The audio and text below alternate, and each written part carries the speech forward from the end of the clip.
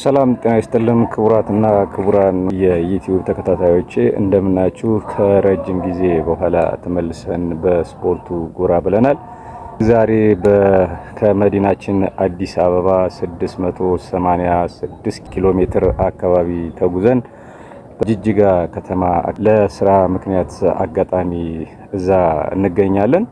ጠዋት ካደርን በኋላ ብድግ ብለን የጅጅጋ ከተማ አናትን ተንተርሶ የሚገኘው ይሄ የምታዩት ይሄን የመሰለ የስፖርት ማዘውተሪያ አለ። እዚህ የስፖርት ማዘውተሪያ ላይ በጠዋቱ ተገኝተን ዱብ በማለት ላይ እንገኛለን።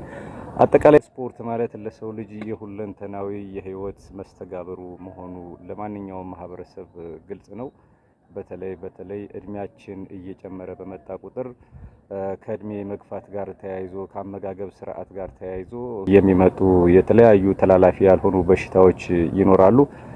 ጤና ወይንም የስነ ምግብ ባለሙያ ሆኜ ሳይሆን ስፖርት ብዙ ጠቀሜታ እንዳለው አንዳንዴ ጎግል አድርጌ ከማያቸውና ከመረዳቸው ነገሮች ለመገንዘብ ወስጃለሁ። ራሴም ላይ ሰርቼ ተለውጬ አይቼዋለሁ። እንደምታዩት ይሄ እንዳለ ይሄ ሙሉ እንደዚህ ቦርጬ በጣም ትልቅ ነበረ። በዛ ላይ ደግሞ ለመንቀሳቀስ የሚያስቸግረኝ ነበር። እስከምተነፈስ ሁሉ በቃ በጣም እቸገር ነበረ።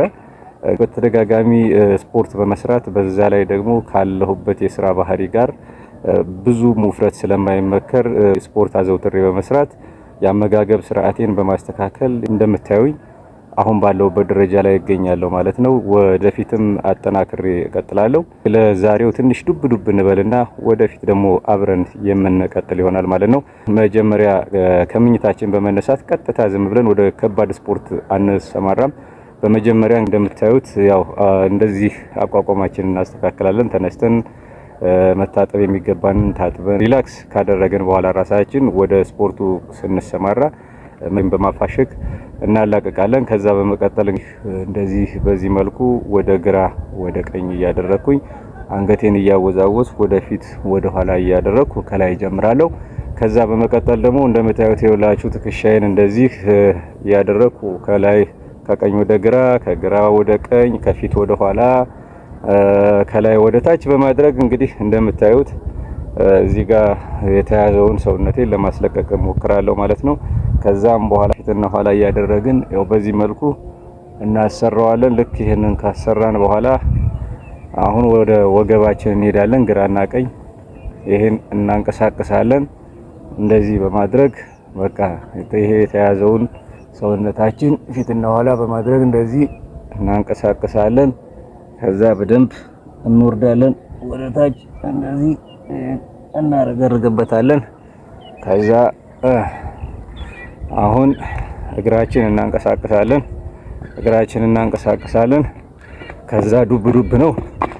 ልክ በዚህ መልኩ ከጀመረን በኋላ አጠቃላይ የስፖርት ስቴፖችን በመጠበቅ የተለያዩ አይነት ክብደት ሊቀንሱ የሚችሉ ፋታችን ሊያቀልጡ የሚችሉ ስፖርቶችን እንሰራለን እና ይህ ሲባል ስፖርቱ ብቻውን በቂ አይደለም። ውሃ እንድንጠጣ ይመከራል። ውሃ የምንጠጣው ውሃ ደግሞ በአንድ ጊዜ 1 ሊትር ወይም የሆነ 2 ሊትር የሚሆን 1 ሊትር ጅጉ አድርገን መጠጣት ሳይሆን ኖርማል ከፍሪጅ ውስጥ ሳይሆን ከቧንቧ የተቀዳ ኖርማል ውሃ በጣም ያልቀዘቀዘ ኖርማል የሆነ ውሃ ልክ ስፖርቱን እየሰራን እየተጎነጨን ለረጅም ሰዓት ከ1 ሊትር እና እስከ 2 ሊትር ድረስ ስፖርቱን እየሰራን ውሃ እየሰራን ስንሄድ ሰውነታችን እያላበን ያ የጠጣነው ውሃ በላም መልኩ እየቀለጠ ስባችን ልክ የተከማቸው ስብ እየቀለጠ ይወጣና እኛም የእለት ውሏችን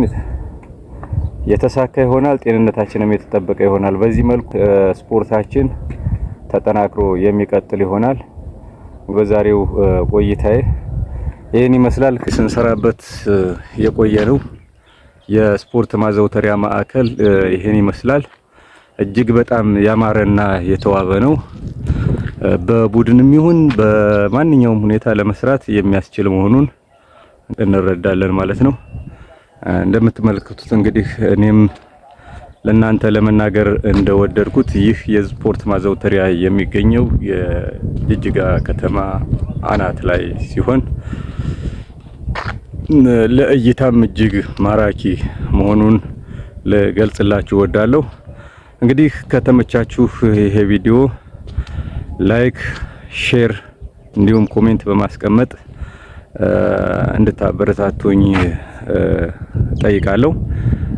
የብርሃኑ አባተ ጥበብ መረጃ ዩቲዩብ ቻናል ላይ ታገኙታላችሁ። ሰናይ ቀን።